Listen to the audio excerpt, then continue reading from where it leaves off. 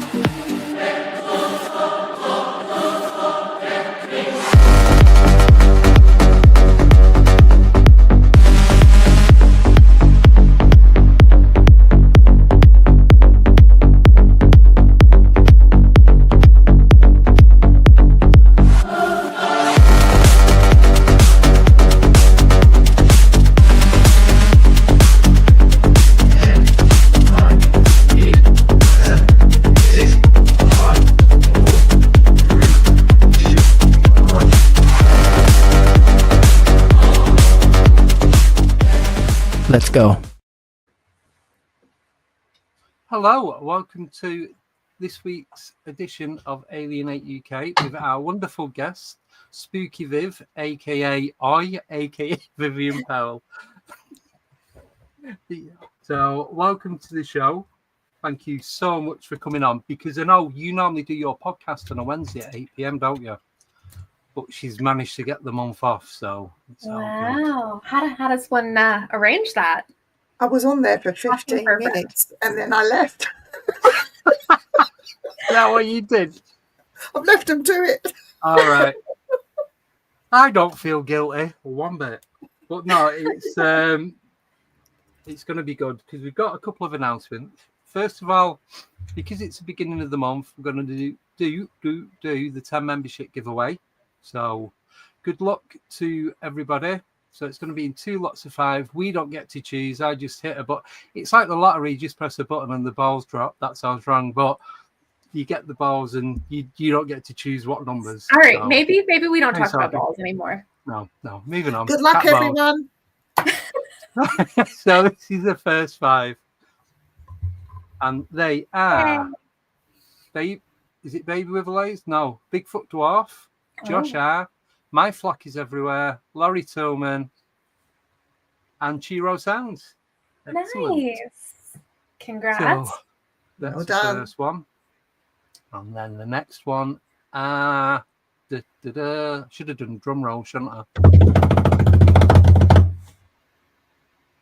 And it shows me. To Investigate UK, Yantra Mandela, Chris France, Sweetly Marmid Bear, and Creepy Joints, JT Vlogs. So well done, everyone. That will last you to the end of the month. So yeah, which is good because all our Friday shows, other than the Paranormal Pizza one, are going to be for members only. Well, the first one, the Halloween one's going to be for everyone. After that, it's going to be members chat.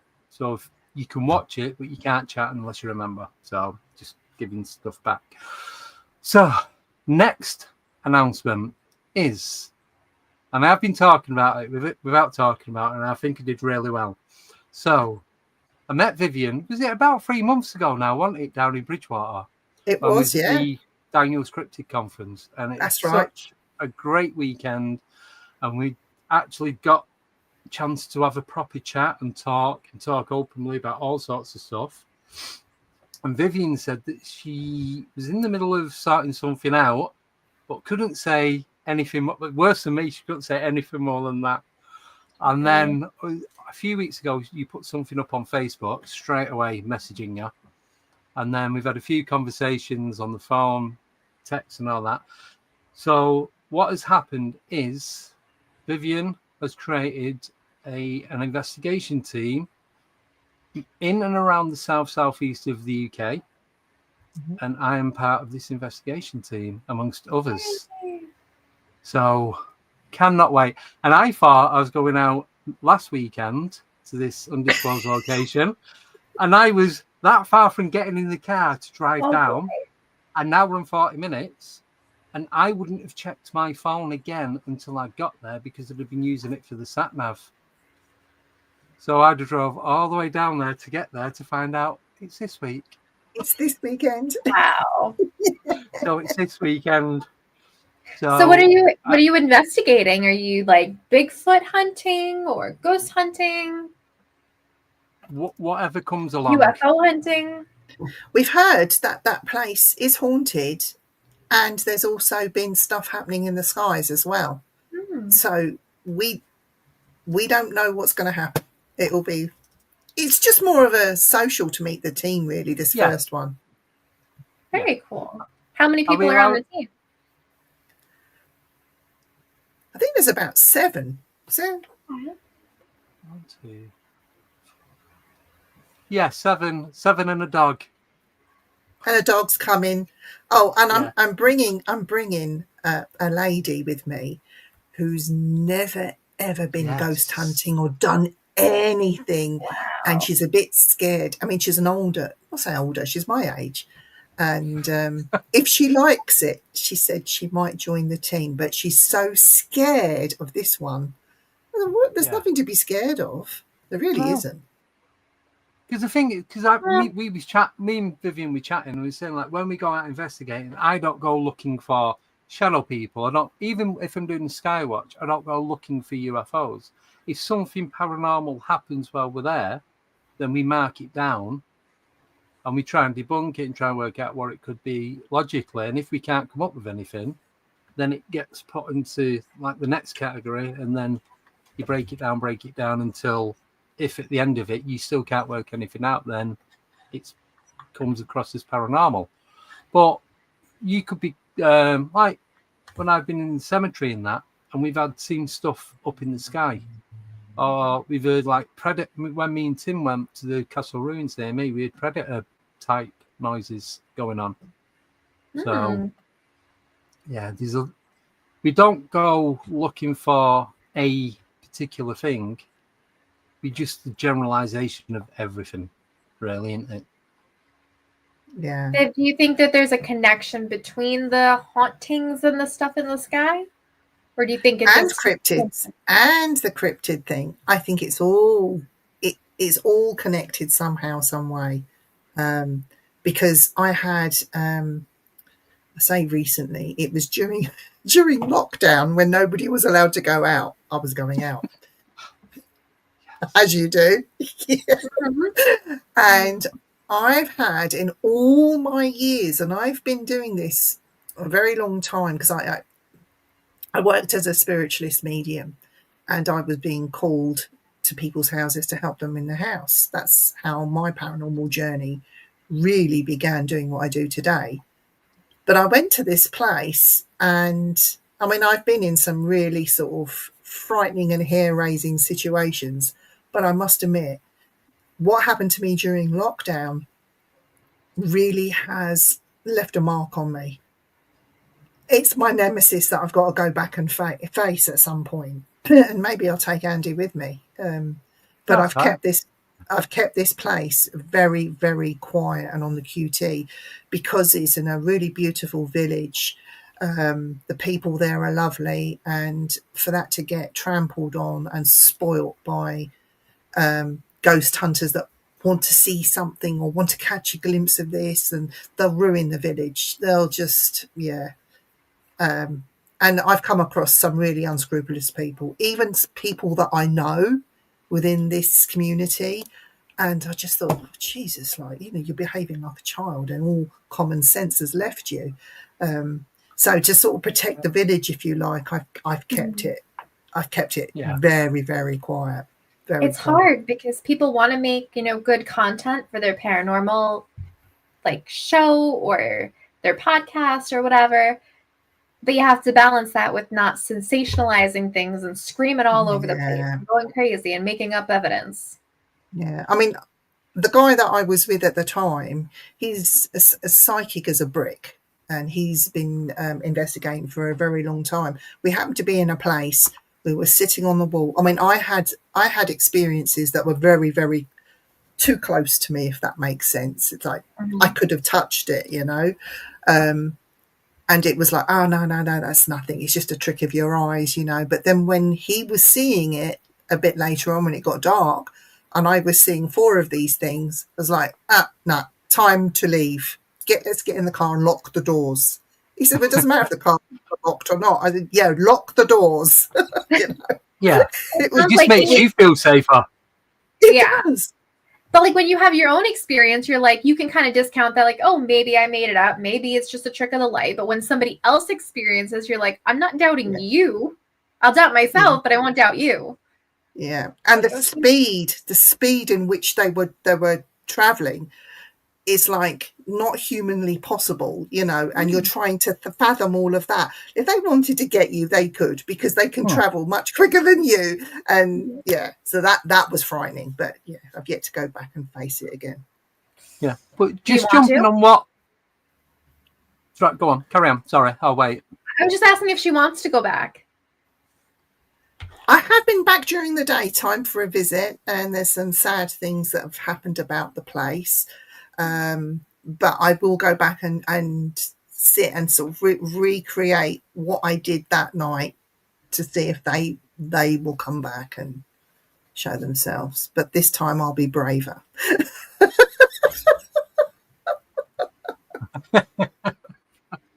Yeah.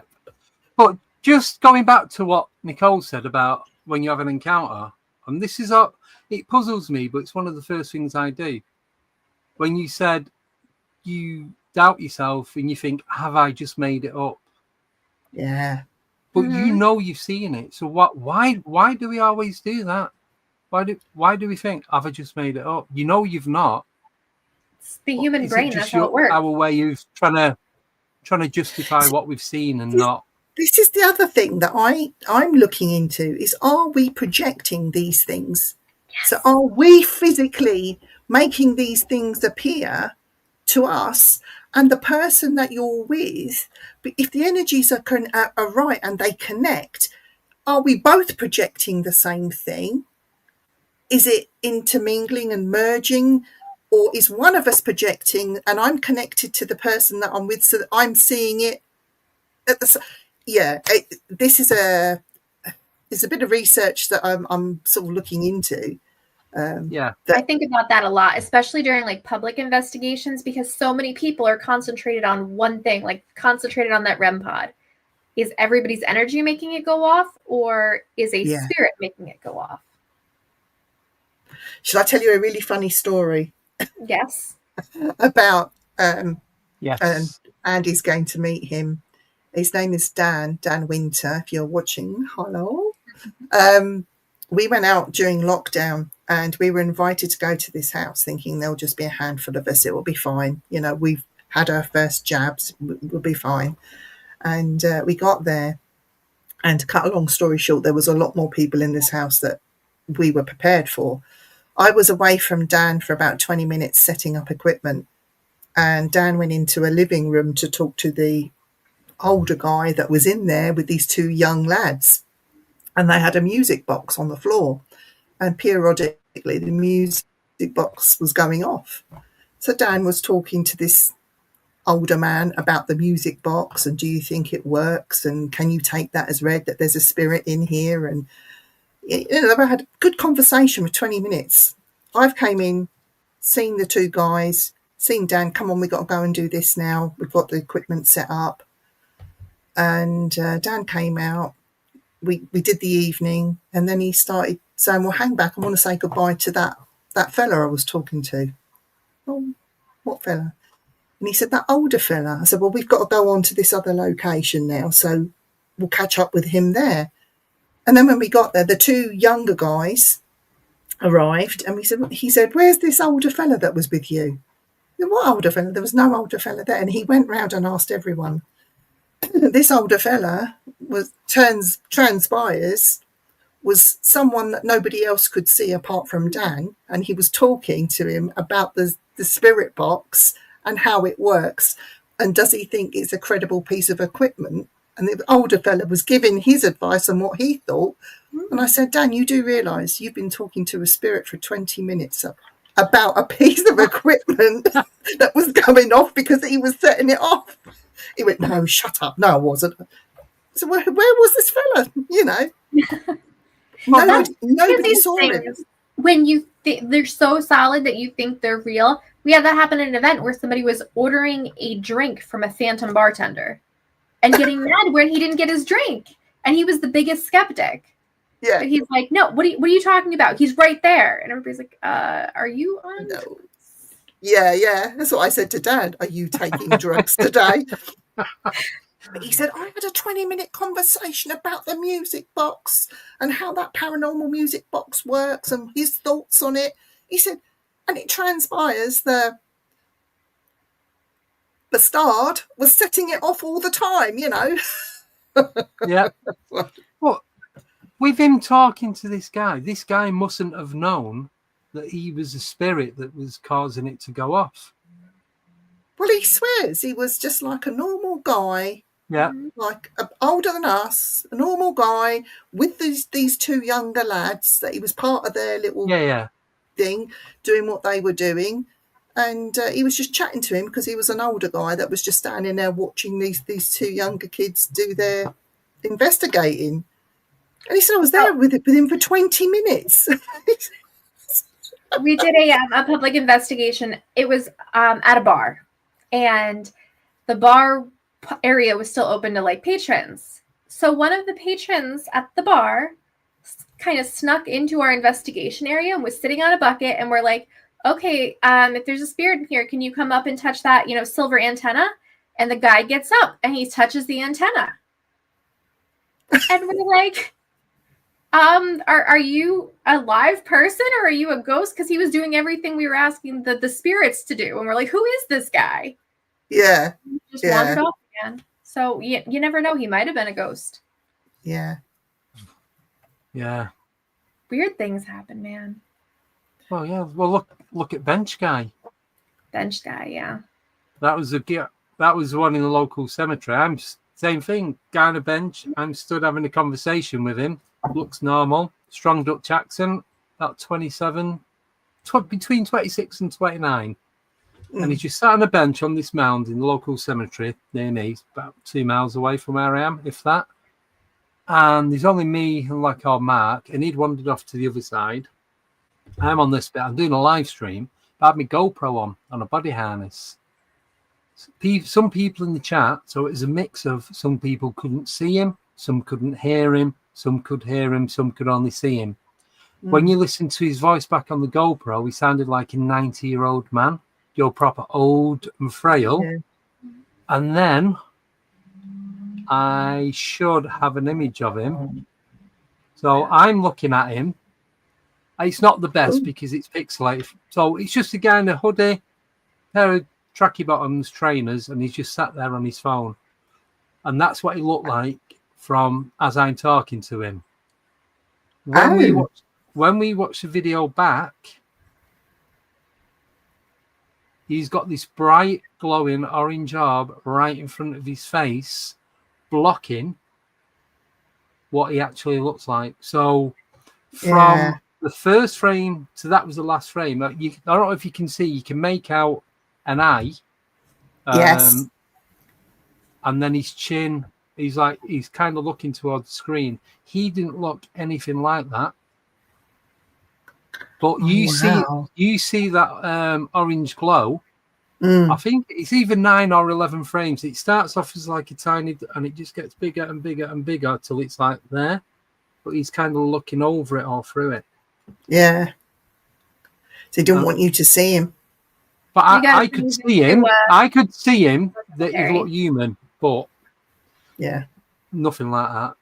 And I've seen orange orbs like that in different locations. One of them is me and Al, when we was in Rendlesham. There's 2 bright orange orbs. We've seen lots of 2 twice. So interesting. Very odd. Very, very odd. I like it when I say scary things happen that leave you with such a big question mark. I mean, I did a really serious haunting case that went on for 2.5 years. I know. And it was in a middle-class family. It was a husband and wife. Yeah. And we stayed over. She was making us stay over weekends. And sometimes in the week, we were having to take time off work to spend a week with them. But she wanted that comfort, But anyway, I digress. Yeah. The strange thing, there was lots of strange things that happened, but one was quite funny. sickly and funny at the same time. We walked into one of the downstairs bedrooms, beautiful room, decorated immaculately. And me and my fellow investigator were sitting on the bed just chatting, girly stuff as you do. Yeah. And we noticed on one wall there was not completely orange. It was more like like plasma blood, and it's sort of like see-through with an orange tinge to it. One wall was covered, and it was coming down the wall. And we looked at it, what the hell is that? Like, they got a leak in one of their pipes. There's something gone wrong. And it came down to like our head level. That I was touching it, and it was like snot. I got it on my fingers, and it was like snot, and I could do this with it. And you got the strings, and I wiped it on my jeans. And my friend, she said to me, "Viv, lick it." I'm not licking that. I said, I'm not licking that. You lick it. So she did. And I got up close to her, was taking pictures, as you do. And she licked it off the wall. And I went, what does it taste like? What is it? What does it taste like? Can you taste metal? What? She said, it's very salty. We went, come on, we're gonna have to go and get the owner of the house, basically, and tell him you got a problem in this room. We went and got them. We was literally gone and back within a minute. There was nothing on the walls. Absolutely nothing. And yet I touched it and she'd licked it. And I said, well, what the hell did we touch and lick? You're not a real investigator unless you've licked ectoplasm, I guess. There you go. We took pictures. And when we reviewed the pictures, there's nothing on the pictures. You cannot see whether there was anything on the walls in the picture. Not even marks, nothing.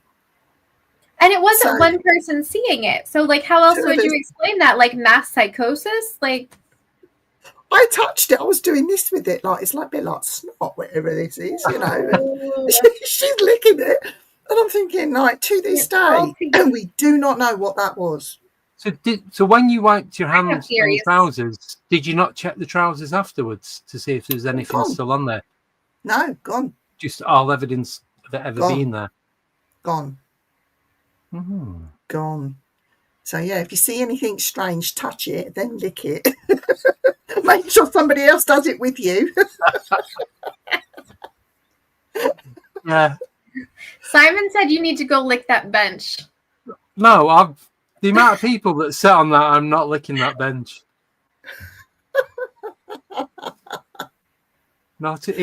Simon's more than welcome to come down. If he wants to lick it, then I'll happily take photos. For those of you tuning in right now, rewind about 2 minutes, please. Yeah. Well, then there's just going to be loads of pictures from Saturday night of us all licking the walls of the floor and the ground and licking a stone. Yeah. Because don't they say that your senses, so taste, touch, smell, vision, it's all part of investigating. Yeah, it is. Because it's when I'm out and about at night and I hear something, even though vision's not that good, because obviously it's at night, you can't see everything, I shut my eyes so I can hear better, so I can concentrate more on the sound. So I suppose if you feel as well, then you've got that like extra dimension of senses. I would recommend every paranormal investigator there is out there go to a restaurant which is called Dan La Mer, in the dark, where you pick from a menu, red, green, whatever. So if you're vegetarian, it'll be a green one. If you want meat, you have a red one. Or if you just want fish, it's a white one. And they take you into the restaurant. You're led by a blind person. Once you get past a curtain, you can't see that in front of your face. And they put a meal in front of you. So you don't actually know what you're eating. You've got a feel for your dinner plate. You've got a feel for your knives and forks. She asks you if you want water. So you have to pour from a jug of water into your glass by touch alone. Yeah. But you find that your senses, your hearing goes bing, and you can hear everyone else in the restaurant. But the person serving you is actually blind. It's a phenomenal experience, but it also teaches, like paranormal investigators, if you do lose your sight and you're sitting somewhere that's really dark, what then can occur to you physically, like the hearing going. So you can hear someone from right the way over the other side of the room. Again, like if you hear something while you're investigating, you should be going over there to look to see what it was. Your senses are so heightened, but a lot of people don't do it. They just don't do it. That's like, do you use the Estes method when you investigate with the spirit box and the blindfold? I have, and I've had a very, very weird experience with that, because I always put the adapter in and have two of us listening. And we did it in a place called the Ancient Ram here in the UK. Yeah. To cut a long story short, I did it and I was calling out what I heard, and the other investigator did as well. We should have been saying the same things, but instead it was as though, and this was filmed. They said when we come off, they said it was as though there were two of them talking. One wanted to speak, but the other one was trying to shut the other one up. And we were arguing backwards and forwards with each other. I've never experienced that ever in the whole time that I've used the Estes method. So that was quite interesting. I don't favour it, personally. No. Like the Ovulus, we have the Ovulus. We don't favour that either. But when the Ovulus has said some things that, even if it was pre-programmed words, they shouldn't have known what was coming out of that Ovulus. Yeah. And I did an experiment once where I had the Ovulus, the talking spirit box, and I had something else that was talking, all three of them laid out, because somebody said to me, you can't use all this equipment at once. I went, watch me. So I did it. Asked a question, and a sentence came out in answer to my question across all three pieces of equipment. Oh. How could that happen? So, yeah. There's got to be something to it. It's timing and relevance, because there could be 1,000 words, and if one that is specifically in response to what you're asking comes up, what are the odds of that? Yeah. Exactly. Yeah. It is. It's very... I'm just reading things in the chat. The chat is very interesting. Yeah. That's a phenomenon on its own, the chat. Yeah. But I find, like, when you're doing that Estes method, like, because you're blindfolded and because you're so hyper-focused on what you're listening to, you hear a lot more than you would if it was just playing in the middle of the room. Over the Estes method, though, I favour the Gansfield method, which I think brings investigators who are not mediumistic, that don't have any sense at all. It brings them as close to what a medium sees, feels and hears.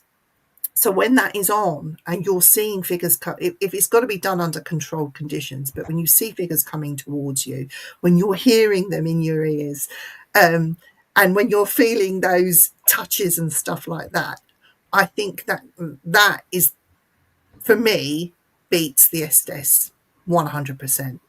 And because I can see, feel and hear, I put people who are not gifted like me, if you like, in that chair, and I put the masks on them, and I put the headphones on them, and I make them feel comfortable. They know that somebody's right there behind them, but not in front of them. And when they're getting that experience, and then they're freaking out because they've had that, it's great. I love it, because it's them freaking out and not me.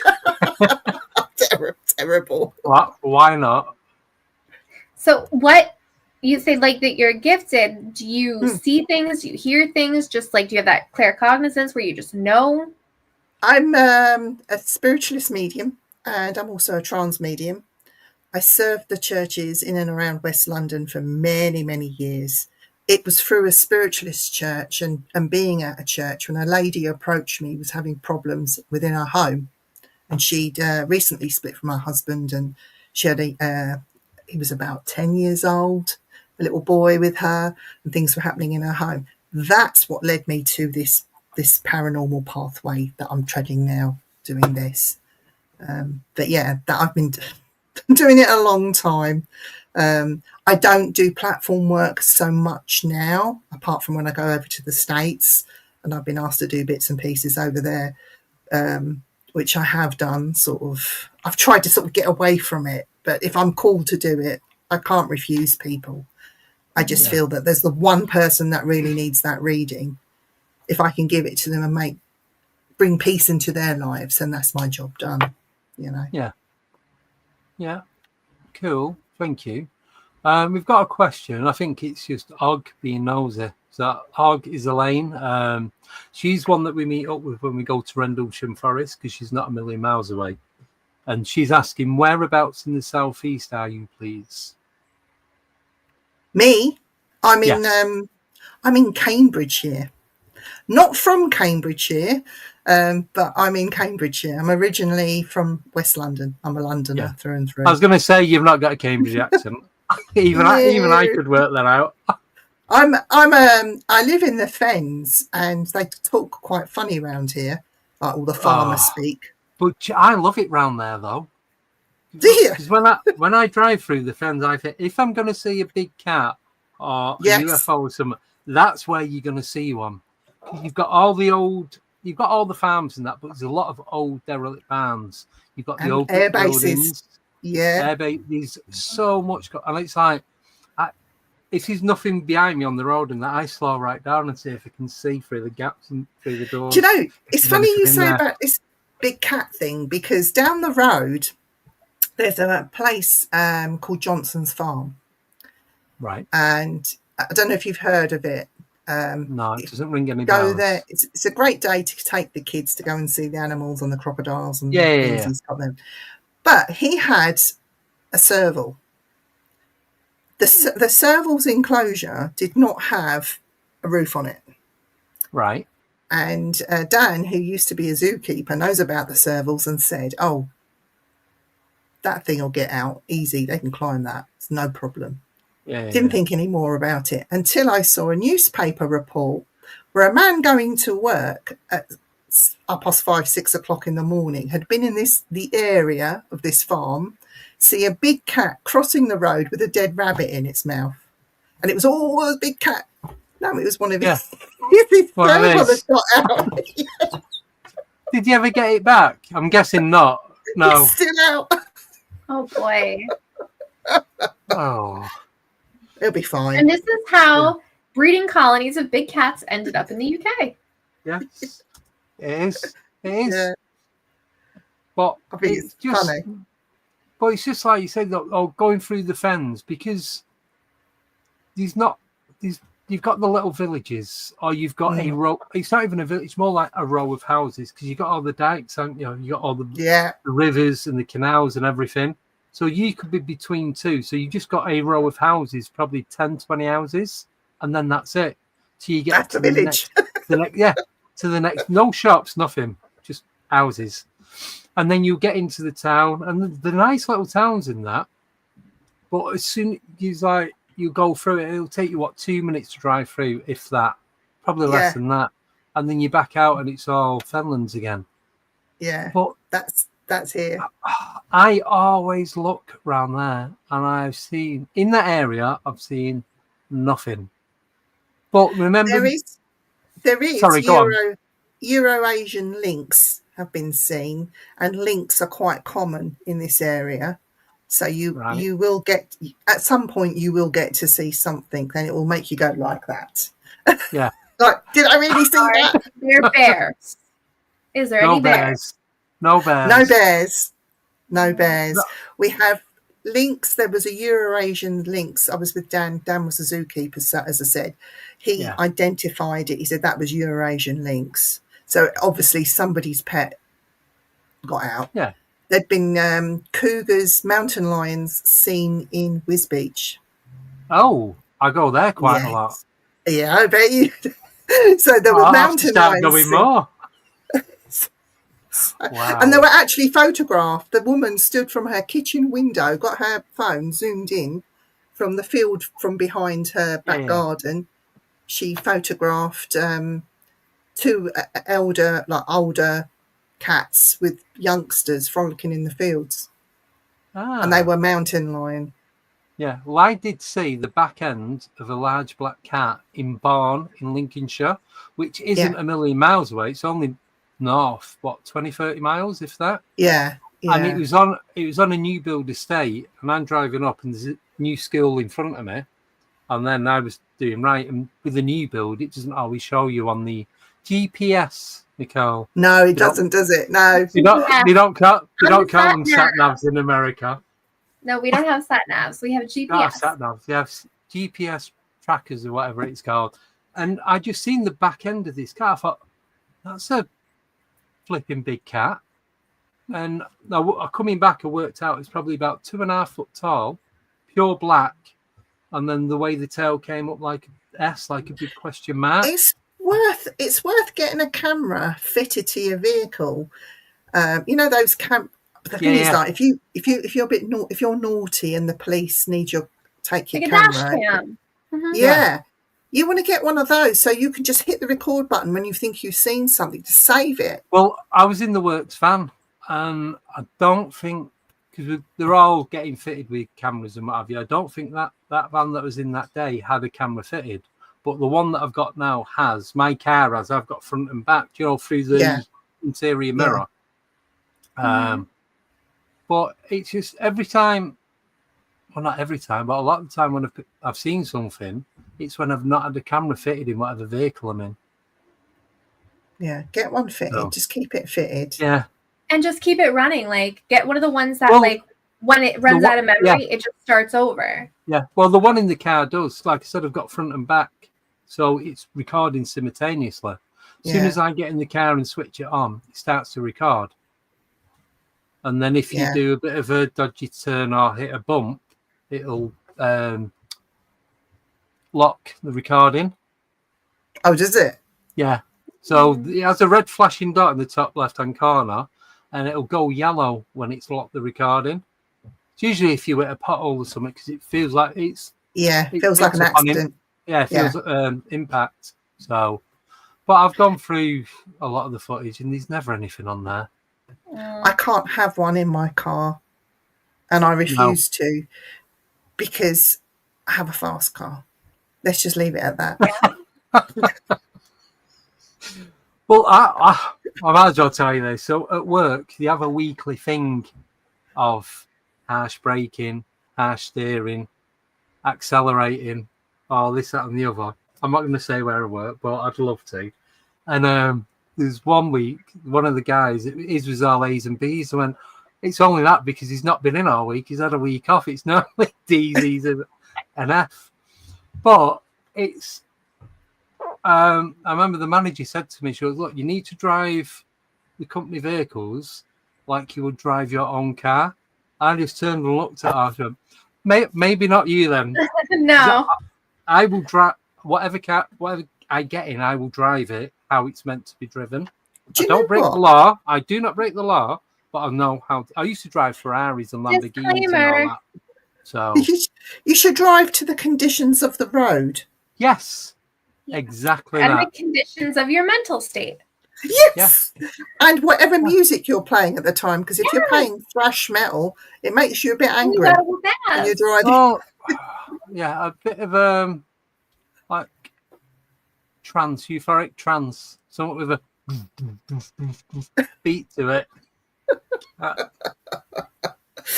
Oh, dear, it's funny. Yeah, but as long as you stick to the laws, then you're okay.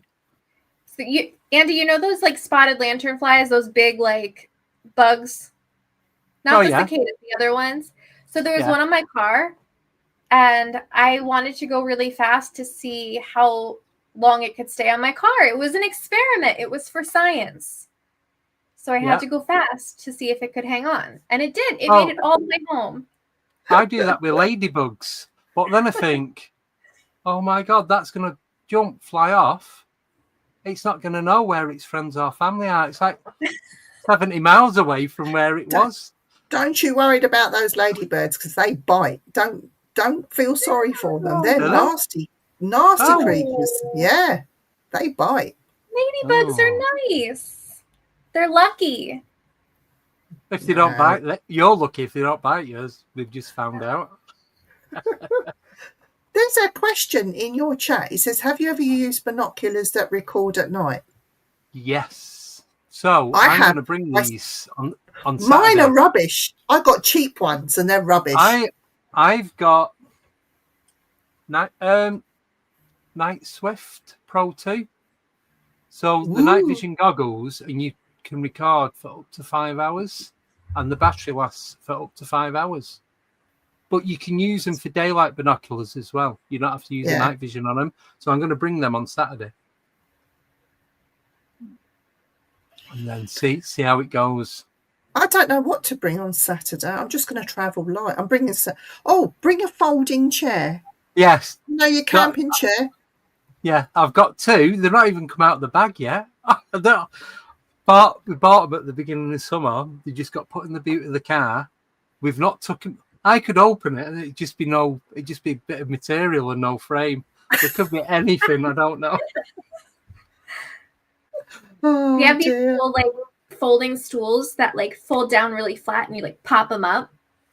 Yeah, I've got a couple of the ones with like a little triangle of mesh material on top, and it's got the free light. I've got a couple of them in the boot as well, so I'll bring them. So are we going to name the rest of the people that are team members? Shall we? Yeah. Yes. Shall we? Yeah. Yeah. Because one of them's coming on as a guest in a few weeks. Oh, let me guess who that is. David. Yes.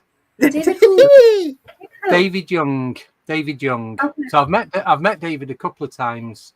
The first one, I think it was OLM that Chris Evers did up in Hull, Outer Limits magazine. That was 21, 22. It was the first one after lockdown. Then I met him at the Awakening in Manchester. Steve Mary was doing. That was a couple of years ago. Oh, was you at that one? Was you at the one at Bowlers in Trafford Park? I went to one in Manchester, and I went to listen to Barry really more than anything because I get given things, you see. Nothing. Wait till I see that. Wait till I see that, Steve. I went to Gettysburg, and all I got was this. I've got a lot of years worth of talks and. Oh yeah! Yes. Mm-hmm. I remember them now. Never plugged it in or listened, or I should do really, shouldn't I? Yeah, there could be anything on that. Might be some good stuff. Might have to lend there might be some licking of stuff dripping down walls. Oh Jesus! But the thing is, monetized. I swear to God, today. The thing is, though, our team is so diverse. We have people like the UFO side, you've got the ghosty people, and we have cryptid people. Yeah. So we've covered all bases. And David's brilliant. I love his wife Jill. Jill is she's fantastic. I think of that. I'm not sure. Yeah, and then you've got Dan, he's the cryptid guy. We call him Dogman Dan. He was a zookeeper, and he specialises in dogs and big cats. Yes, so Dan's your man if you want to know anything that side. We've also got Jamie. Jamie, he's mediumistic, but we tend not to use mediumship because it's irrelevant.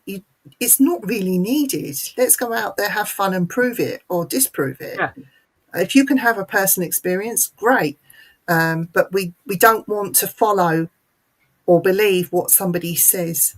For them, it's nice for them to have that experience, but we want everyone Do you know what I mean? It's irrelevant Yeah. if it's just coming out of one person's mouth. Because anybody can say proof. anything, and you can't really disprove it or confirm it. Exactly. And that's a medium saying that. Yeah. No, I agree. Because like when we do that, it's like, okay, it's great that you're getting stuff. It's great that stuff's coming through, but nobody else can experience that. We can't prove it. We can't disprove it. It just is. The only thing I would do is if I do get anything, I'll be going, look over there and tell me if you see that, or just get your camera out and take about 20 pictures of that place there. Yeah.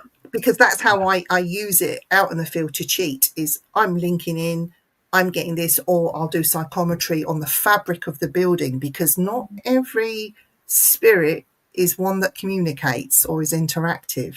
So it could be a replay of events. So do some psychometry on the building. Hey guys, we don't need to be in this room. We really need to be in that room over there, because that's where all the stuff happens, because the building's told me. Go in there. I like to have the mediums go through and write everything down. Like do a walkthrough, right? Don't tell me anything. Write down what you are feeling, what you're sensing, and then we'll see what the equipment picks up. We'll see what the history is after, and we'll try to piece together a whole picture.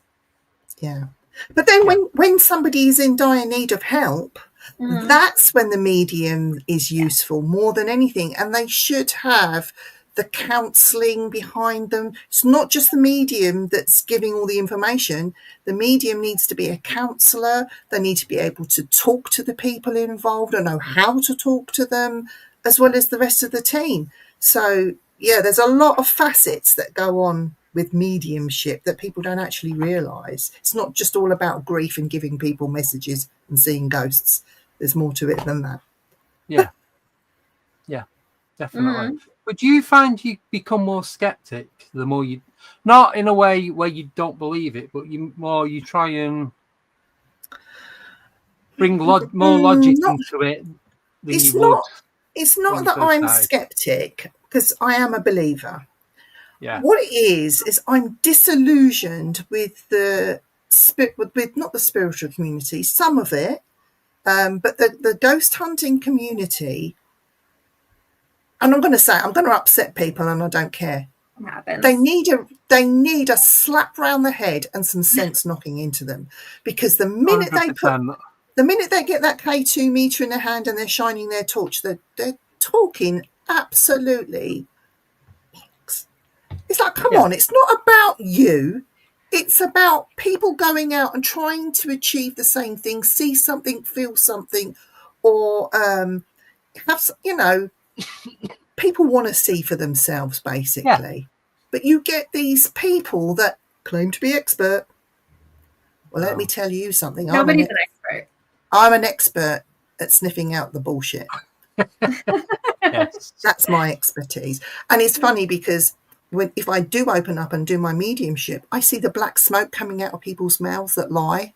I see it. And I tend to walk away. I grab my fellow investigator. Come on, we're going over here. Let's leave these people to it. They're rubbish. Yeah.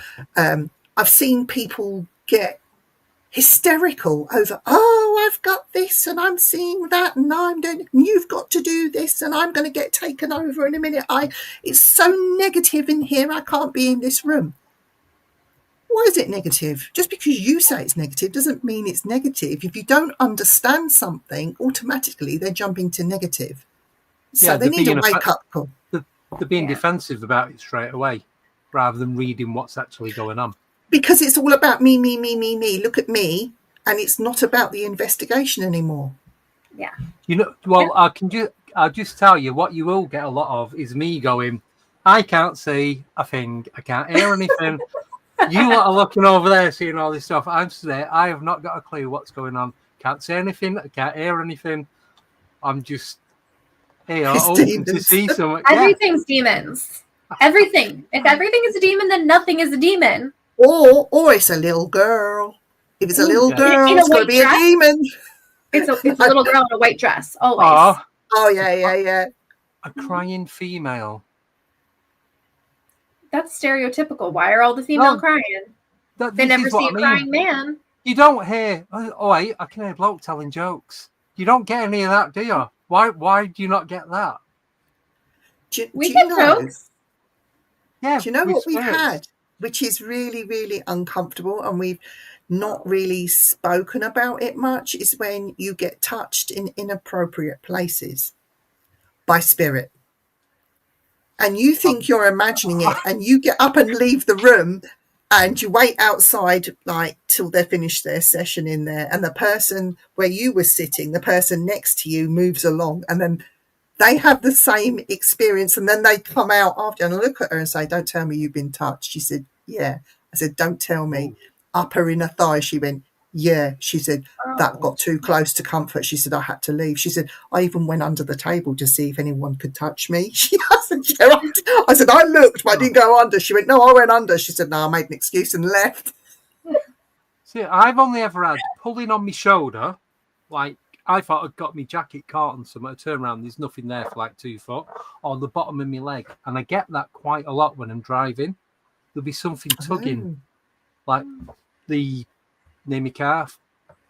It sounds weird. I've had that touched. But during summer, I wear shorts. It's very rare I wear full length trousers or jogging bottoms or whatever. So it doesn't tend to happen when I wear shorts. But I do get like something's tickling the back of my leg.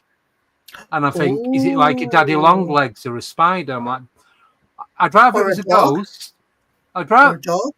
Of a ghost dog. Well, this is while I'm driving. So if it's a spider, I'd have an absolute meltdown. I'd have to pull up and jump out. But if it's a ghost or a fairy or something like that, not as I can cope with that, I think.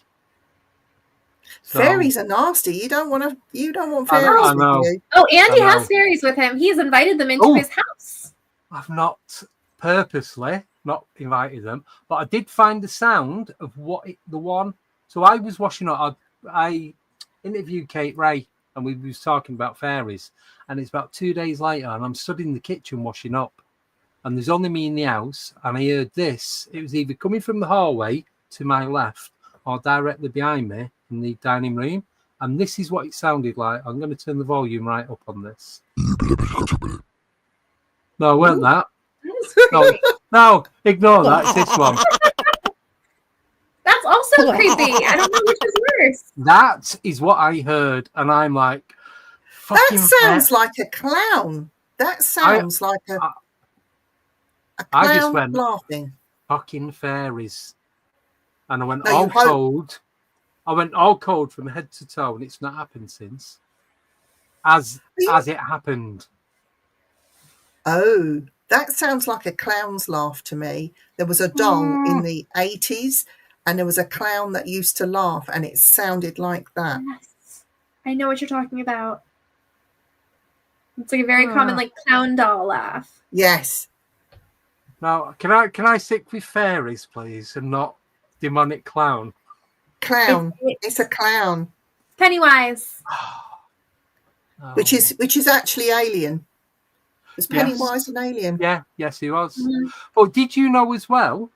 And if you look into it, it makes so much sense. You know Rowan Atkinson? Yeah. When he played Mr. Bean? Yeah. You know Mr. Bean was an alien. He'd been dropped down, teleported to Earth, and he was trying to be human. And this is why he didn't know what he was doing. Because he didn't know how to be a human being. And this is why he's doing all the weird stuff and couldn't talk. If you look right at the beginning, there's like a spotlight, and he drops out of that spotlight onto the ground. Yeah. Yeah, he does. He does. He does, yeah. Yes. Look it up. Mr. He does. I've Yeah. met Rowan Atkinson, and we have the same car. Oh. It's not. It's a fast one? It's not a sports car. I wish. I was going to say, hasn't he got a McLaren? Or one of his cars is a McLaren. He smashed that one up, didn't he, on the M11? Up near your way, I think it was. Yeah, because he lives in Oxford. I've been past his house. When you drive through the fields, you can see his house set back. Because it's double story. I know it goes underground as well. But it's completely flat roof. But you can see it from miles away. You can't get to it. But you can, obviously. Otherwise, he wouldn't get there. But it's like... Yeah. I met him at Silverstone when he came in to see me to get his pass. Oh. See, Silverstone's only 10 miles away from me. If that. Yeah. Yeah. So I'd pull around the corner. Used to do a few race tracks across the country. I used to, Yeah. It doesn't matter. Anyway, we digress. That's right. We do that all the time on here. Don't worry about it. It's not a super, super serious show. Like, we like chatting and having good conversations, and where they go, they go. Shelley's asked a question about something about feeling what they felt when they died. Yes, that is something that I have experienced. And what they do is it's literally there for a second and they take it away. They try and explain to me. If I don't get it, they try and explain to me how they passed over, and that's what they put on me. The worst thing I felt was heart attack. Oh my God, it was there for a second and it was gone. And that happened on platform at Wimbledon Spiritualist Church. Now, Wimbledon, I don't know if you know about it, it's famous for Doris Stokes, and she did come through, bless her. But yeah, there were some good messages that day. I didn't know that Doris came through to talk to me, but apparently it was her. And it was the biggest thing, and I really hold her dear to my heart. She was an amazing woman. Yeah, there's still a lot of, I keep seeing a lot of stuff on YouTube pops up with her either being interviewed or like doing the talking and that, and it's like people used to take the mickey out of her back in the day. Yeah, they did to me. They did to me. But see, this is why I relate to her, because when I was having stuff happen to me when I was younger, my nan used to throw me her books and say, read that, it might help. Read that one. After I finished the first one, did it help? A little bit. She goes, well, read the second one, and she'll throw me another book. And I'm reading her books, and she's a normal, everyday person, nothing grand, no one spectacular. She was who she was. And she was so gifted, and she helped so many people. But she remained true to herself. Like with me, when I was on platform, no airs and graces, what you see is what you get. You see a different side of Vivien. But if they come through and they're effing and jeffing and calling, oh, so-and-so down the road was a blah, blah, blah, and I would give it because it's something that, and I'm swearing in church, because it's something that the person receiving the medium, the message can connect to and would know that. I know who you've got, who's with you, because otherwise that's how they would talk, you know. Yeah, because if you changed it, they'd be like, oh, we didn't really talk like that. He'd say it, da-da-da.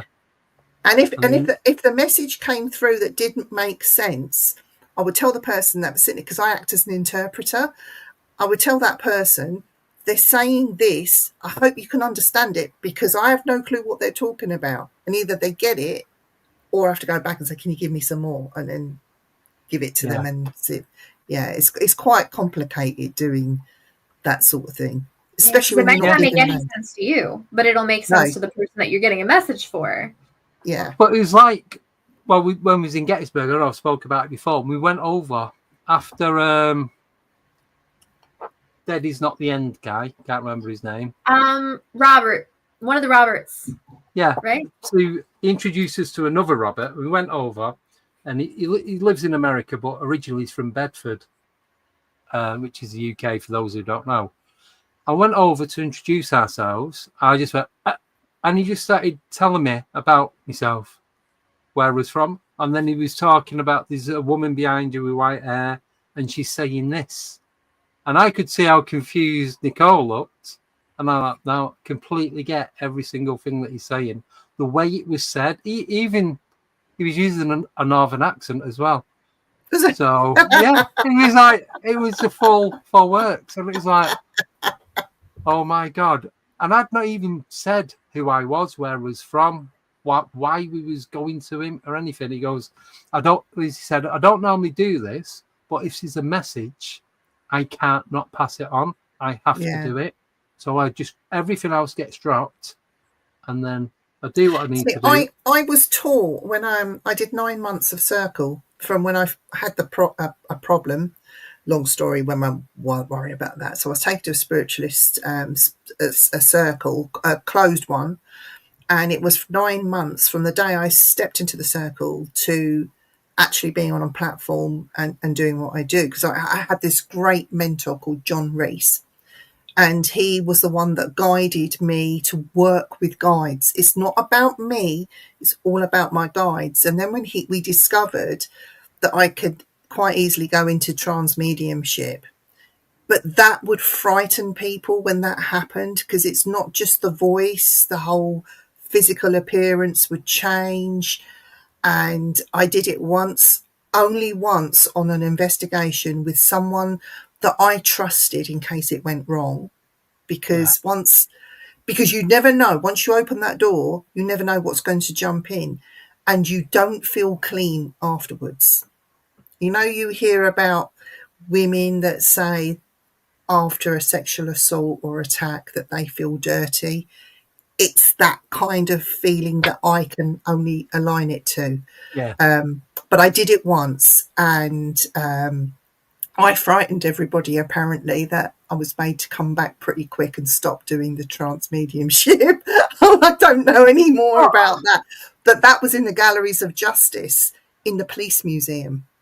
Right. So I did it in the police museum because I felt that area, it felt good. It felt nice. It didn't feel bad. And I agreed to do it. And I regretted doing it on a public event like that, because everyone got so scared that they ran away and wouldn't come near me afterwards. Well, maybe they've had an experience then, at least.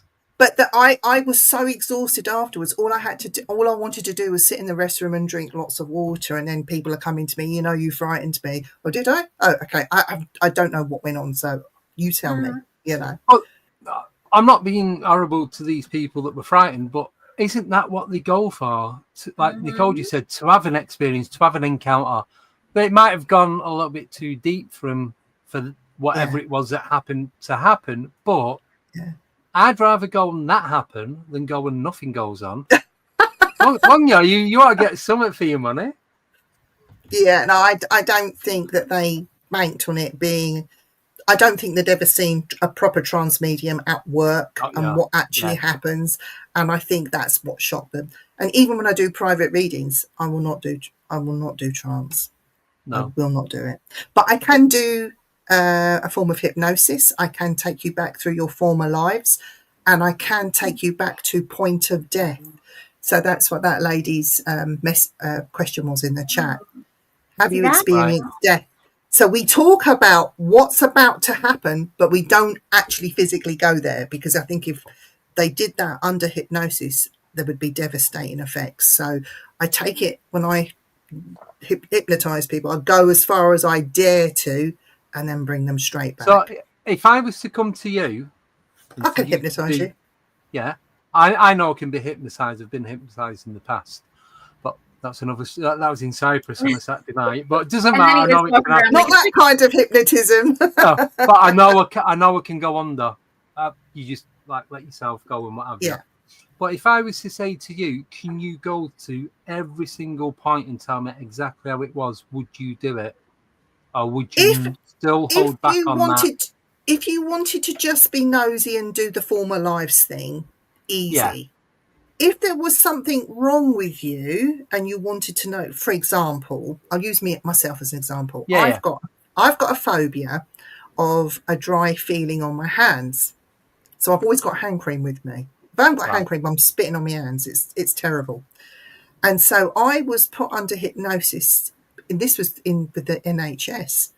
And they took me back to past lives to find out where this phobia came from. And we got it.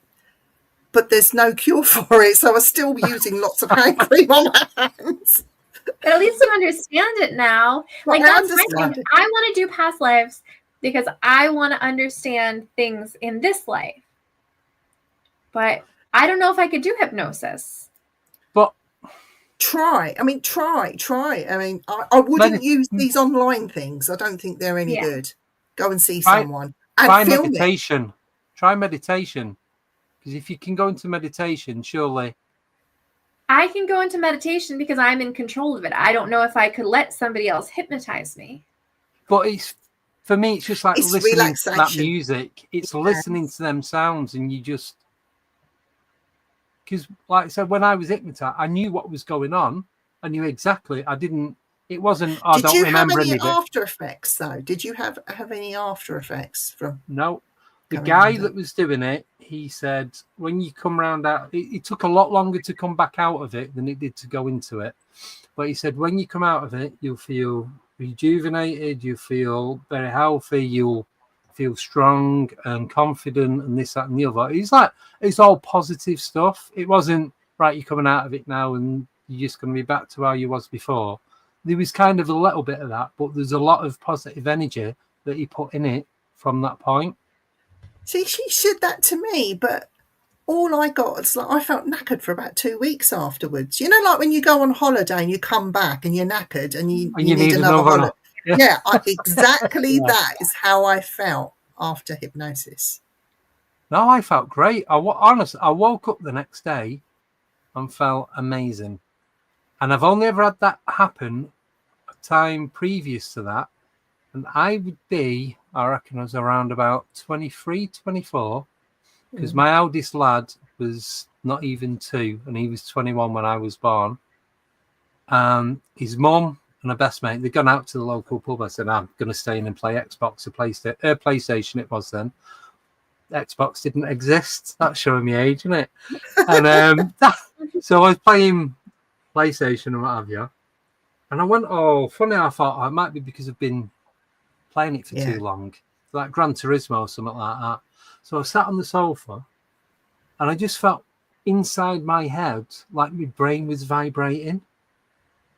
I'm like, I thought, am I having a seizure or something?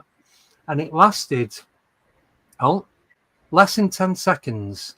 But I sat there and thought, is this it? Is this the end? And it just stopped. I'm like, yeah, okay. And I'm looking around and I'm touching stuff, making sure, am I still alive? Am I a ghost? What's going on? And it felt fine. Didn't think anything of it. And I'll always remember because it was in the middle of eating a yogurt, and and it's like, is yogurt off? And you sniff it. Didn't lick it because I already ate half of it. But it was. And that seemed fine. It's like, so I just went into the kitchen, got a glass of juice or a glass of water, and then I was fine. I went to bed before she got back. And when I woke up the next morning, it was like I just had the best night's sleep ever. I was full of energy. I just felt great. No aches. Yeah, I didn't have many aches and pains back then anyway. But maybe that was the spiritual connection that was going on there. Because I'm surprised Nicole hasn't had it where in the States, because when I fly over there, and I last time this happened, I was in Oregon, and I could feel for the whole first week the ground was vibrating. I could feel the ground vibrating through my feet, to later find that they're volcanic area and all that sort of thing. But I could physically feel it. So Nicole, I'm sure that you must have been somewhere and felt something weird and couldn't explain at some point, or maybe you didn't notice. I don't know. I don't know. I mean, everything is weird over here, so like at some point it just becomes normal. Andy knows now. I did. So when we went to London on Monday, there was a Dunkin' Donuts. Yes, there is. Only in London, nowhere else. America runs on Dunkin'. And we have Taco Bell. Yes, and Popeyes. Popeyes. But not Chick-fil-A. Not Chick-fil-A. Not Chick-fil-A. Well, I want to cry now. What's that burger one? That big burger place that they do, which is American. Something Brothers. Five Guys. Five Guys. That one. Yep, we have that over here. Yeah. It's like the most expensive burger you'll ever have. I have a joke about that, Andy, but I have to tell you it off air. Okay. We'll leave it at that. But so can I just jump on to we were saying about flying to and from America? Because I've actually made something today. So when I was saying I was on the flight coming back from America back to the UK, and I woke up and I seen this thing floating in front of the toilet, and it was there for about 30 seconds. This is literally what it looked like. without the connecting, without the rods. So this is actually a chemistry set that I bought off Amazon of molecular structure. Yeah, something like that. So it turned up today, and I'm putting it all together. So it's like, imagine this, but 10 times bigger, twice the height, and about twice as deep. That's what it was. It was just there, right in front of me, just not moving, not twisting, no color changing. You should have touched it. You should have touched it. You should have licked it. I need lick it or touch it. So that was literally what I seen, but obviously a bigger form of that. Next time you see it, do you think you will touch it? If you do see it, anything like that again, put your hand in it, see what happens. Yeah. Yes, but it's like you say, if you see a portal, would you go through it? Yeah. I'd stick my head in, have a look round, and then decide. That's how you lose your head. All right, I'll grow another just one. take you to another dimension, and you can have a little nosy around and ask them to bring you back. Yeah, there we go. Easy. Maybe that's where all the people that go missing, it's not Bigfoot kidnapping them. They're just like wandering into a portal. But I don't know. I've been seeing a lot of strange things online lately, and I'm getting back into the dog man thing.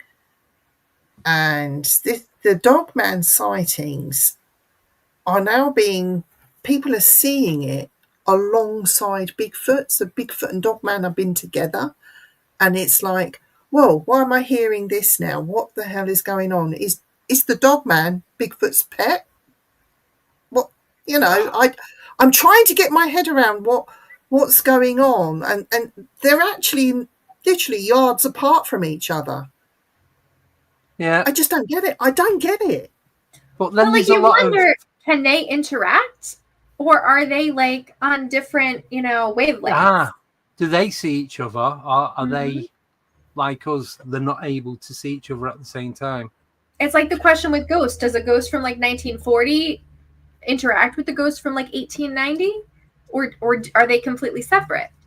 Yeah, that's a good question, actually. That's a really good question. I've had that where the ghosts were arguing, or the spirits were arguing with each other not to tell the information that I had actually accidentally tapped into by having a conversation with Dan and opening up. And I can tell you off air, but I won't do it on air because it will ruin the reputation of the ancient realm, and I don't want to do that because it's very historical. It is haunted. It's as haunted as if you walk in there, you will either get a very active night or you'll get nothing at all. It's very, very much hit and miss. But it was so scary that night to the point where I wouldn't wee upstairs in the toilet. It was outside in the car park because I did not want to go up there and sit on the toilet. Nobody turned the lights off when we left because we literally ran out there screaming, all of us. Even the men didn't want to do it. Wow. But we've had a similar experience. So when we was watching Ron and Lardes doing the digital seance experiment, that's you've seen and heard that they use the white noise, but they cut all the other sound, and we could hear like there's a bloke. It's like he was constantly muttering, and we could hear like a woman, like not so much crying, more weeping and upset. And they're trying to talk, and every so often you'd hear another male voice, a lot younger, like was interacting with the two of them.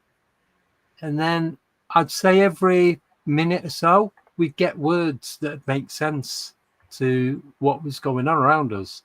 Because I'd just got there, it said my name, it kept saying England or English, and then said my name twice. I'm like, what the fuck? Don't bring me into this. It was one of them. You know what? I think like this is something that one of my old co-hosts would talk about is frequency. So using white noise, pink noise, brown noise. If you go through the different spectrums, there are different sounding frequencies of white noise. Yeah. And working with them, it's surprising what you get and what you can achieve using you don't see people using those little gadgets that you switch on and it would just send out high EMFs just to get the room spiked. What are they called? EM pumps. People are not using them anymore. Bring them back. Use that infrasound. You can buy infrasound machines now for about 150 quid, which is nothing. Does that affect you? You can download an app on your phone and you can choose what frequency it gives out. But you have to be careful with infrasound because they use that in like haunted houses and things like that to like give off that creepy, eerie vibe. So do that, and then everybody's going to be like, oh, I feel like somebody's watching me. I feel like this is happening. That's it. And you set what temperature, what frequency you want. It's just called frequency. Yeah. Working with frequency, I think, is forget your, what you call it, the trans communication thing, ITC that people are. Start working with frequency. Go back to basics and start working with frequency. And I'm telling you, you will be surprised with what you get in relation to paranormal happenings.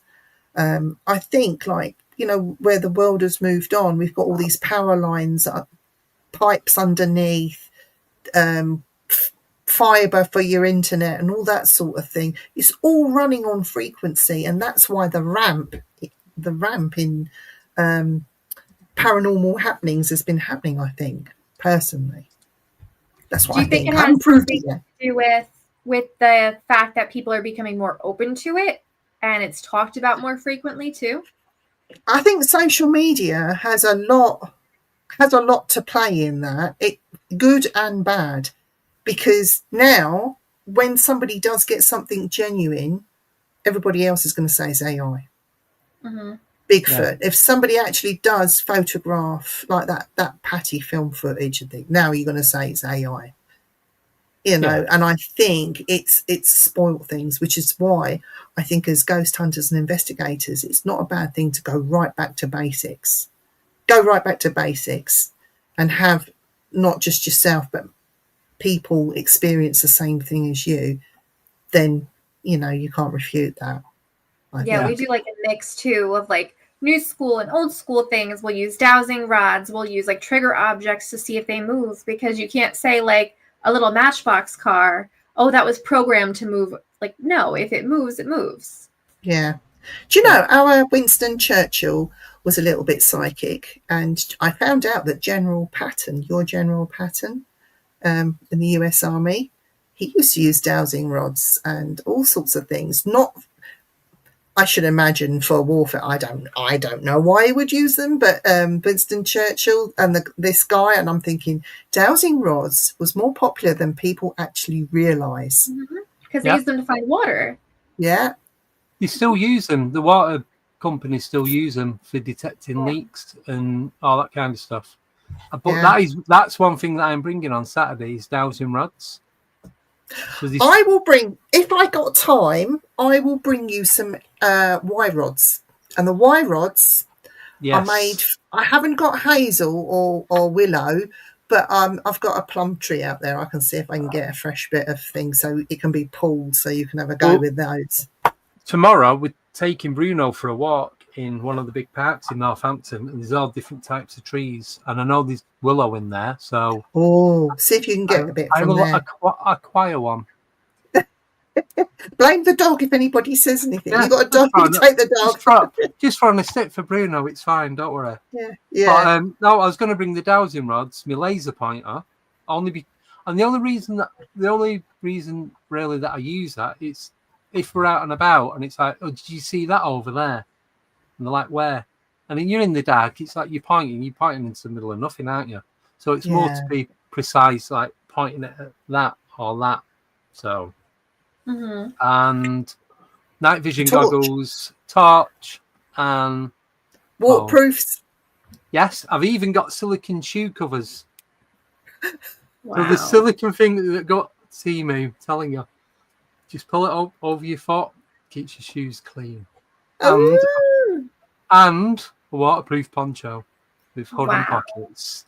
I've got a cagoule, waterproof cagoule thing that folds up in its pocket. Yeah, I've got one of them on the back of And the chair as waterproof well. trousers if I need to, because my husband's a biker. Right, yes. We have a question from Og real quick. Viv, out of interest, do you ever see auras?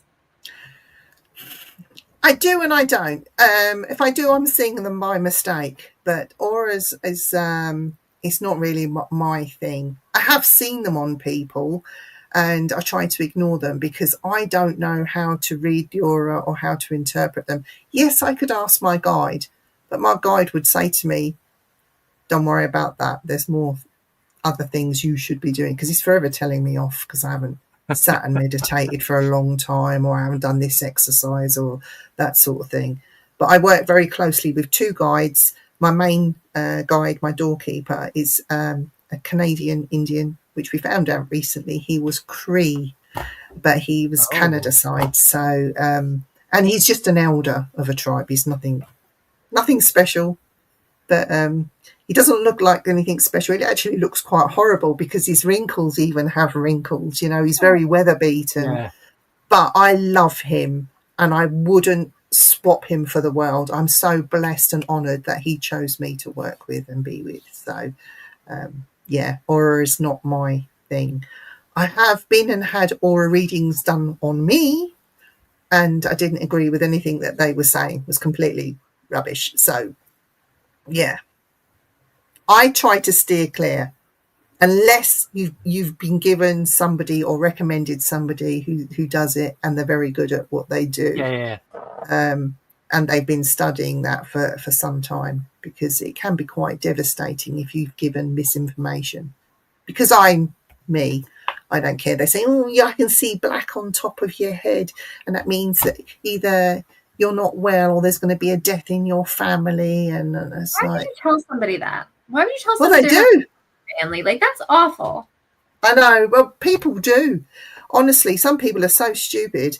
And I say, "Oh, if you can see the black, has it got a white head on the top?" I said, "That's just a pint of Guinness that I might have when I finished here," you know. So that's how I make light of it. But I honestly think, you don't know what you're talking about.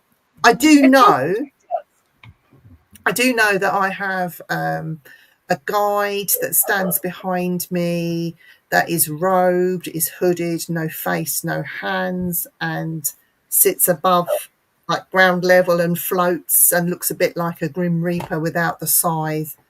And I get told, "Oh, death is following you," or "Somebody died recently in your family," and I think straight away, you're not who you say you are. Because if you were a good medium, you would describe this thing and say, "Oh, I can see this. Are you aware? Should I be worried?" Or try and connect with him. But they don't. It is what it is. Yeah, thank you. We have time for one more. Yeah, well, just quickly, I just want to put this one up first. Sorry. So this is from Nickname. So Nicola was at the Cryptid Conference with me in Bridgewater. Don't know if you remember her.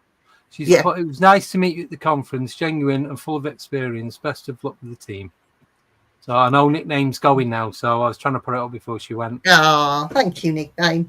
But no, we're quite excited because before we came on air, we had a little discussion, which is going to turn into a bigger discussion. We've got some big things coming if we can pull them off next year, and we will be the first to do it. Ooh. She also likes to tell us things without telling. I'm saying nothing. No one make eye contact with me. It's fine. Once we've done it, or while we're there, fine. I mean, you can even do a podcast from there, Andy, if you wanted to. Yeah. We could. I'll just be in the background, milling around with a black cloud over your head. With my mug of tea. Yeah, it'll be fine. No, I can see that happening actually, so it's all good. Yeah. So wherever you're going to be, there's going to be tea. Well, we hope so. Yeah, there will be. So it's somewhere in the UK. There'll be a bottle of water. A bottle of water. A water bottle? Water bottle. Water bottle. There you go. Nearly. Bit American, but you're getting there. Right. Before we go, can I do 2 shameless plugs for myself? Can we ask the last question first before you plug? Oh, yes. Yeah. You're yeah. So, we're not forgetting Shelly. No, Shelly's question. Right. Do Shelly's question, then we'll do our question. Okay. All right. Shelly wants to know quickly. Question, Spooky. Have you seen inside another person's dream? No, but I did study, what do they call it, when you look into people's dreams and why they're having the dreams and what they mean. Like interpretation? Yeah. And that was quite interesting, where I had to write my dreams down over the space of the week and I looked at somebody else's dream that was reoccurring. They had the same reoccurring dream, and I had to interpret it. But I cheated. And the way I cheated was I get linking with my God. This dream, what's going on? What do you think it is? What does it mean? And I try and look at it from the angles that I would talk, but I always go back to him and get him to tell me what that's about and why that's happening. And then we go into full blown reading into them anyway. So it ends up not being about their dream. But I haven't actually gone into somebody's dream and witnessed what they were witnessing. I've done it the other way around, if that makes sense. Yeah. I have actually travelled, but not jumped in somebody's dream. Right. Ooh. Right. So we're going to ask the question. Whose turn is it to ask? Yours. Right. So, the question we ask all the guests. I'm not going to twist it, I'm going to keep it straight down the middle. Okay, keep it straight. Okay. So, if you got the opportunity to find out what all the connections were in the paranormal, so if Bigfoot, UFOs, shadow people, ghosts, spirits, goblins, the fae, everything there is to do with the paranormal, would you want to know? All I'm going to say is, but no, I'm not going to say anything. I'm going to leave it at that. I'll tell you a secret. I'm working with someone who is looking into the earth and the way the earth moves and the inner cores. The earth is in layers and how they twist and turn and the jolts and the shudders, and you get the flares and all the rest of it, and how that's all connected. And some scientists are also involved with that. We believe it's all connected to that, but it's proving it. So there is a 10-year experiment that is happening right now that's looking into the earth and what's happening in up there. So solar flares, that sort of thing, or all of this is all involved. It's all weather related as well, but they call it extraterrestrial weather and the earth and how that affects it. So there is something already going on and how that would affect paranormal. So they're asking me to bring in a paranormal dimension to the experiment that is already going on. And these are people that are far more educated than I am. When they get into the science of stuff, I haven't got a clue. But they've asked me to, when I go and have investigations and something significant happens, that ask me to go into my archives and give them information, what happened on that. So there is something that's already happening, but I don't go out looking for cryptids because we don't really have them here. Not really. We got woodwows, big cat sightings, Owlman, we have that here, and a few other things that's going on. But when it comes to major cryptids, we're not lucky enough to have that so much. We're not big enough. There's not enough land coverage. Well, you say that. I know. But really, what's a woodwows? We don't have land like they do in Europe or America or Africa or Australasia or Indonesia, because compared to them, we are a tiny island and we're never more than 70 miles from the coast. There is a lot of wooded areas, forests, fields, and all that. If you look at the Orang Pandek, right, it's not very big. It's not like a massive Bigfoot, but it's still a cryptid. And we have the woodwows here, which is on a par with the Orang Pandek, only it's been a bit more elusive of late, the Yep. Woodwoes. It has been noted and written throughout history and sightings. Even royalty have seen it, and it's been recorded. So I don't know. I mean, jury's still out, but there is something going on. I would like to know if it's all connected. I think they're putting a science element to this as well. Yeah. I'll tell you off air who's orchestrating all of that. But yeah, there is something going on, and it has started, but we won't know any results or even what's come of that for the next 10 or 20 years, because it has to be a long study. Yeah. Yeah. No, I totally get that. Yeah, because my take on this is, if I was to find everything there is to know, then there'd be no searching and there'd be no mystery to it anymore. Yes, there Once would you know, be, you know. because you'd have to make a friend of Elon Musk and get on one of his space shuttles and go up there and start looking that way. Just because you know doesn't mean that you experienced it. I'm a yes. Tell me everything. I want to know everything all the time.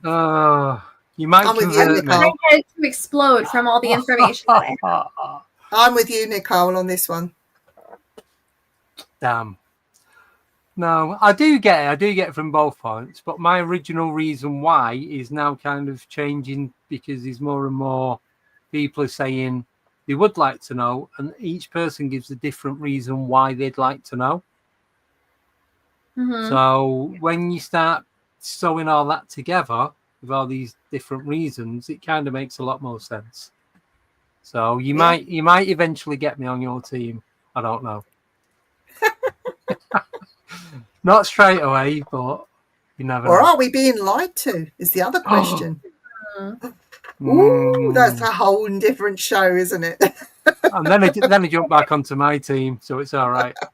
Right, so I'm going to do the two shameless plugs very quickly. So the first one, so this is happening on November the 29th. Tickets go on sale on Saturday once the website is up and running. And I am going to be speaking at the Priest Cottage in Leeds on the 29th of November. Who's that bloke in that picture? That's never you. That's an AI version of me. That's a real photograph, but ChatGPT just tweaked it a bit and give me a pair of Ray-Bans that I don't actually own. But anyway, Nobody go accuse Andy of catfishing with his AI pictures. Well, at least I'm honest. Not like these people that have all these filters on their profiles and go, right? No, that's really me. I really have cat ears. And you see them in person and you're like, oh my God, who are you? Exactly. So this is a charity event as well. So like I said, the tickets are available from Saturday, all being well, with the website. I know. Can you get them on the door? I don't think so. It's all on the website, because I was allowed to have a sneak peek to have a look to check that the website's running and everything else today, and everything seems fine. So they just want to get it 100% before they open it up for the public and what have you. So once that's done, the people that are organising this are going to be coming on to promote the event in the next couple of weeks as well. So that's the first one. Then the week after, I don't know who this guy is. Someone completely different. Hey, do you know who that looks like? Go on. That looks like Aaron from Emmerdale. Aaron Dingle. There'll be people online now Googling, who is Aaron Dingle from Emmerdale? Yes, I know what you mean. So this one is a non-paranormal event. So it's the female Lisa Kate. She's doing a book launch. I was at a showcase event that she did last year. She has a talent image company in London. So she was premiering that, and there's a lot of actors and entertainers and musicians and all that were there. So she's asked me specifically to go and do the podcast interview with her on the day. Ooh, so, cool. yes. That looks exciting. So that is on the 6th of December. Tickets are available for this, and I'm going to put the link up now. I know Nicole has to go to, she's got to go to Target and pick up her monthly shopping. Hello. Not Target. She's going to school. Tomorrow is the first day of school, okay? I have a 6th grader starting middle school and an 11th grader, and I have to make sure they're all ready for school tomorrow. Sorry. Oh, no. You know who's not ready for school tomorrow? Me. Yes. So that's the link. So if you go on that, type in that link, that'll take you straight to the Facebook page where you can access the tickets, because they have been asked to share them about. And that is it. So one is the 29th of November, and then the one in London is the 6th, which a week after. And after that, after the 6th, I'm having a rest. You think? No, I know I'm not Vivien, because I know who I'm talking to. So it's not going to happen, is it? Yeah, remember when we were not doing Fridays? Remember that? Well, so that's another one. So with the pizza, paranormal pizza, so I've got David Oman. Is it David Oman? David Oman's brilliant. I know David Oman. Yeah, you linked us up. So I just need to send him the dates for him to come on. So Halloween is full. We're recording that in 2 weeks. November is full. December, we've got one guest availability left on that. We're now going into January. Guests to come on the show are hitting February. So it's good. It's really good. The only rule, and this is for every single one, including Nicole and myself, if you're coming on the Paranormal Pizza podcast and you do not have a pizza, you'll be kicked from the studio.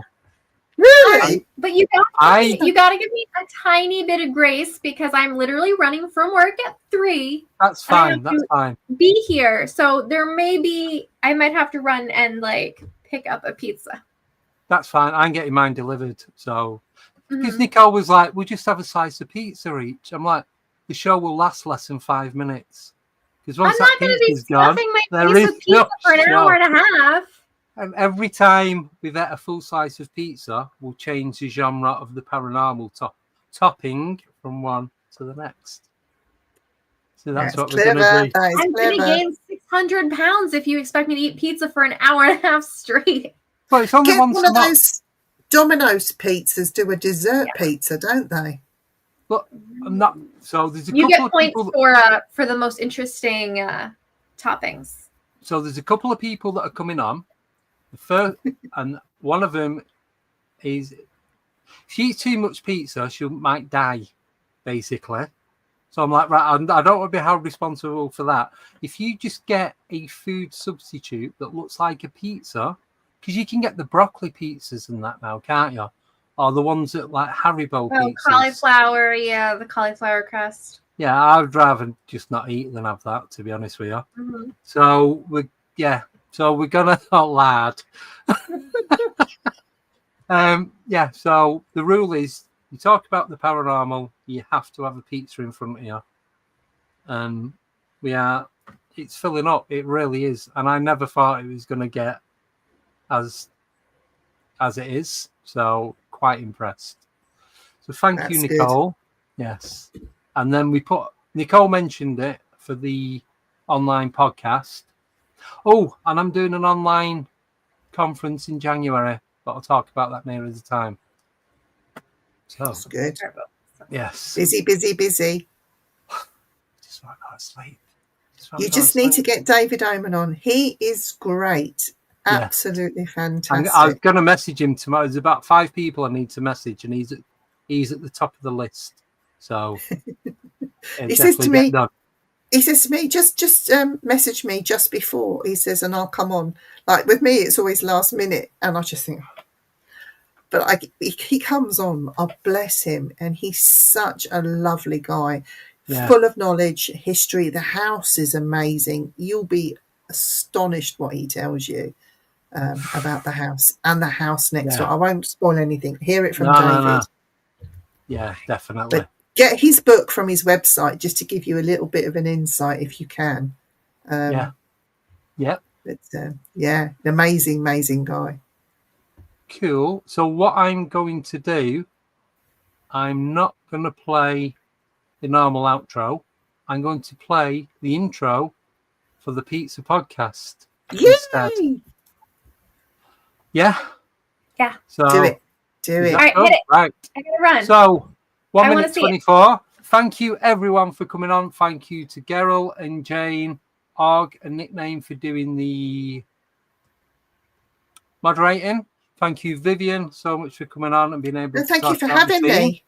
Thank you, Nicole, for co-hosting. Thank you, everybody in the chat. Thank you, everyone who's a member. Thank you, everyone who's going to be listening on podcast, on Audible. There is a massive list of podcast players that you can listen to on. We're even on Amazon Music, we're on Spotify, we're on Apple, we're on every single podcast player, a music streaming site that you can think of. I think we're on Deezer as well. I'm not sure. I never use it, so I couldn't tell you. So That sounds like geezer, not Deezer. probably on that as well. Who knows? So thank you, absolutely everybody. Thank you, everyone helping support the channel with the donations and the membership and everything else. So we're going to hit the pizza intro and then we're going to end it. So have a wonderful weekend. I will see you very, very soon. Take care and bye-bye.